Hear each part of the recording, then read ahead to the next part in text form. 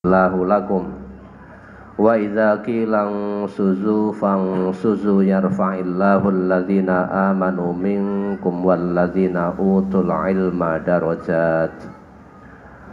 Wahai orang-orang yang beriman, apabila dikatakan kepadamu berlapang-lapanglah dalam majlis, maka lapangkanlah, niscaya Allah akan memberi kelapangan kepadamu.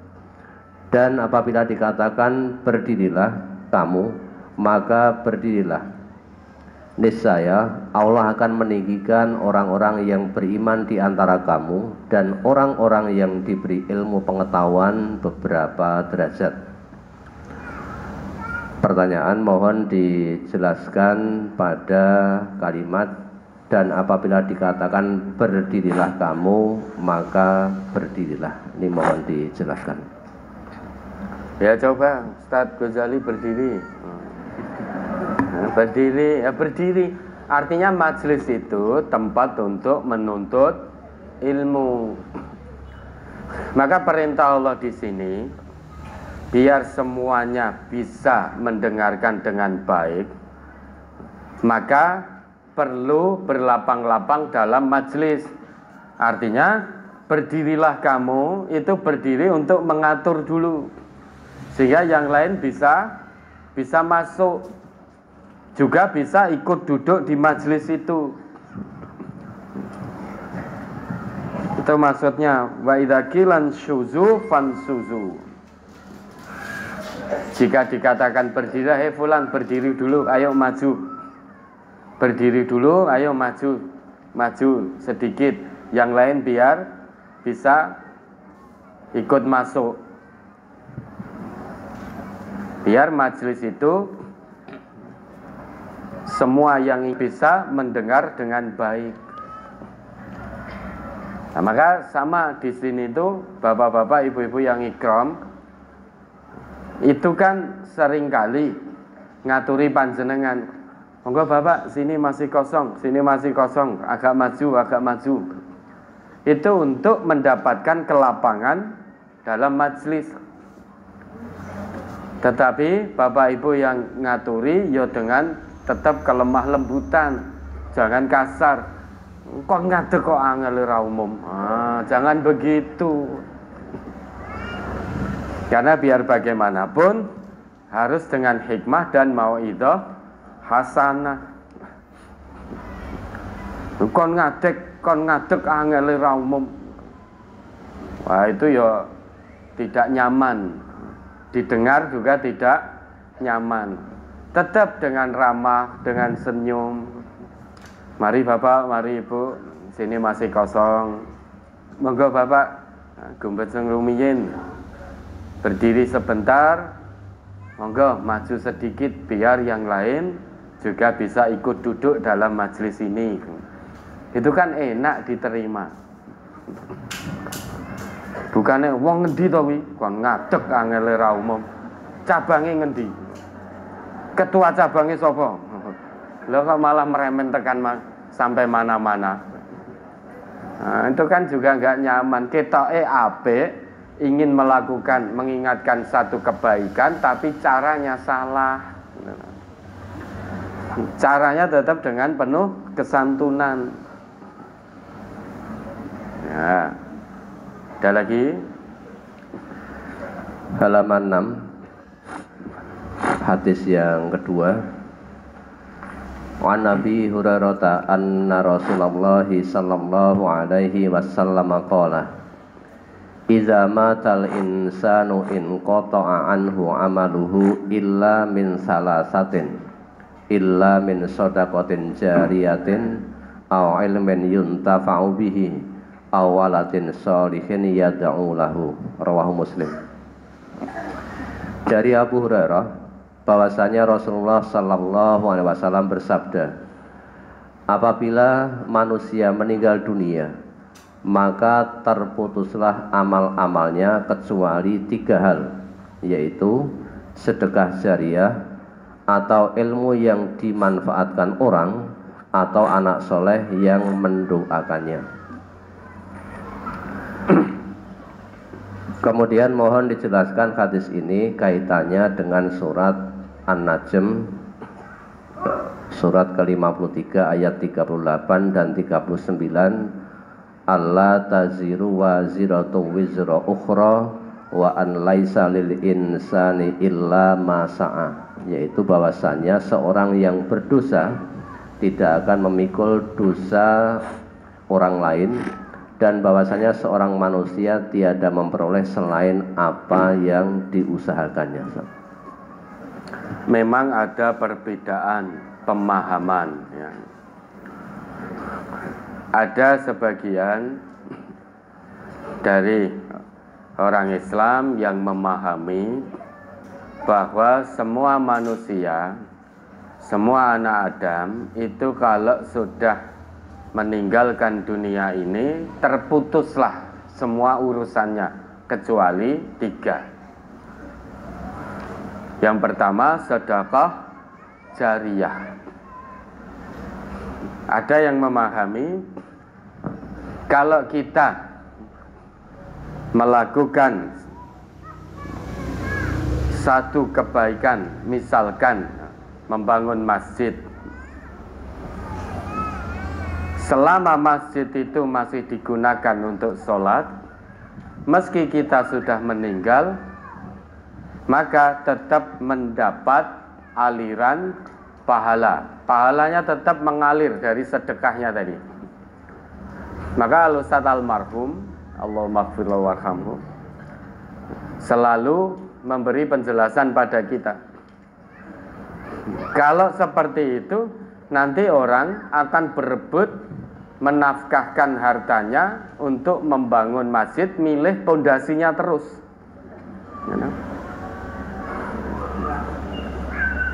Ini saya mau infak untuk membangun masjid, tetapi uang dari saya ini untuk membangun pondasinya.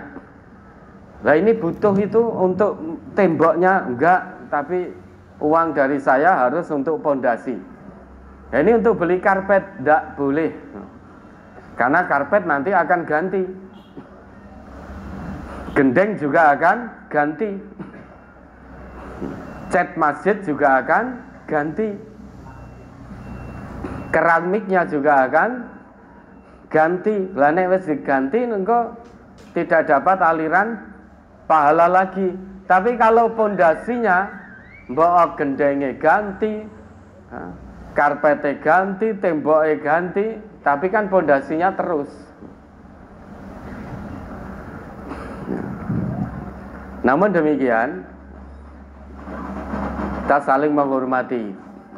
Karena di Quran surat An-Najm tadi dikatakan oleh Allah wa alaisa lil insan illa ma sa'a.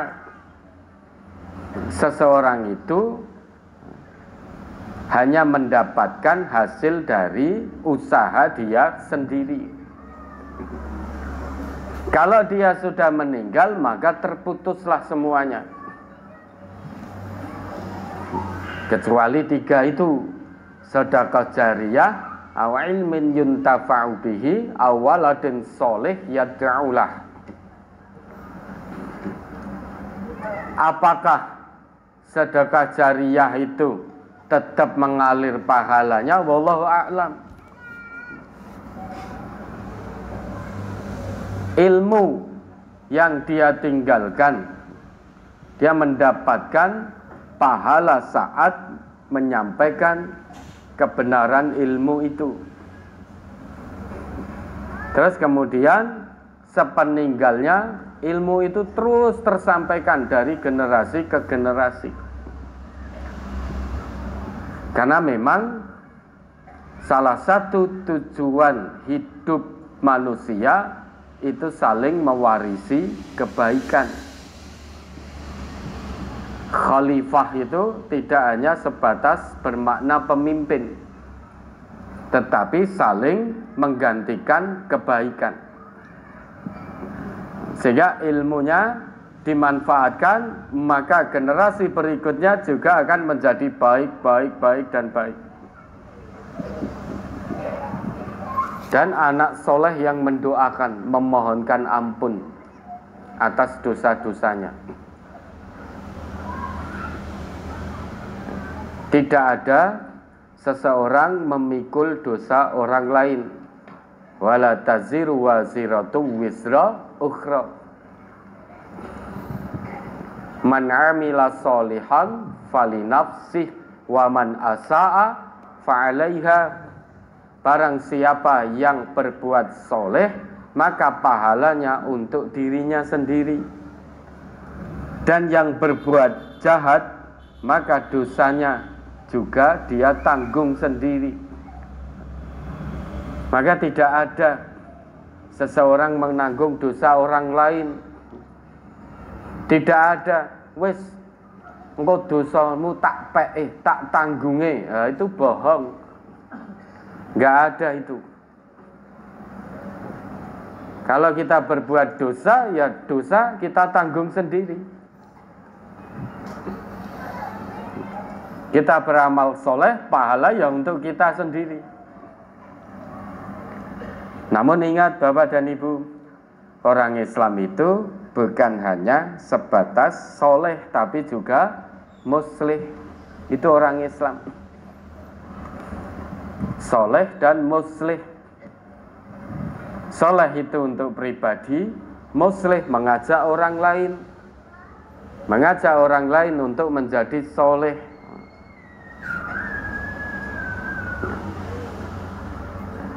Nah, terkait dengan perbedaan pemahaman, kita saling menghormati. Kalau ada yang memahami bahwa apa yang kita infakkan, apa yang kita sedekahkan, sekalipun kita sudah meninggal, nanti akan terus mendapatkan aliran pahala selama yang kita tinggalkan itu masih dipergunakan untuk kebaikan. Itu ya monggo silahkan. Kita tidak usah saling menyalahkan, tidak usah saling merasa benar. Tapi yang jelas Allah ngendika seseorang itu hanya akan mendapatkan sesuai dengan usahanya sendiri. Barang siapa yang beramal soleh, maka kebaikannya untuk dirinya sendiri.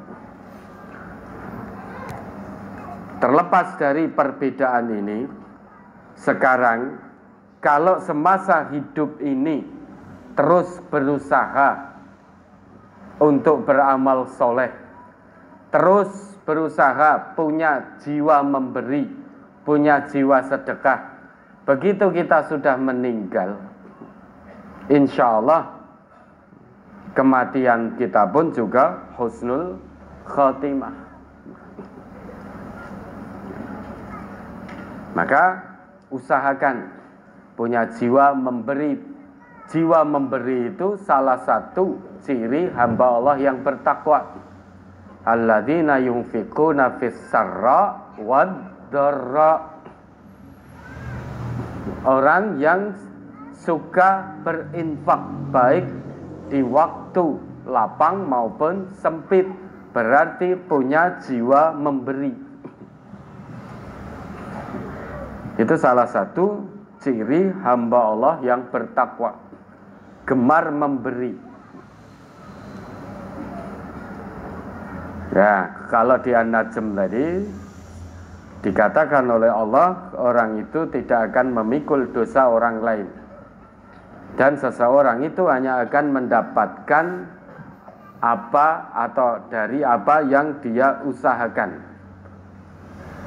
Dalam hadis ini, semua anak Adam kalau meninggal dunia itu terputus semua. Kalau sudah mati ya sudah terputus semua, kecuali 3 hal yang Nabi sebutkan. Sedekah jariyah, aw ilmin yuntafa'u bihi, aw waladin sholih yad'ulah. Sedekah jariyah. Ini yang ada perbedaan pemahaman, kita saling menghormati. Kemudian ilmu yang dimanfaatkan, berarti dia mewariskan ilmu kebaikan,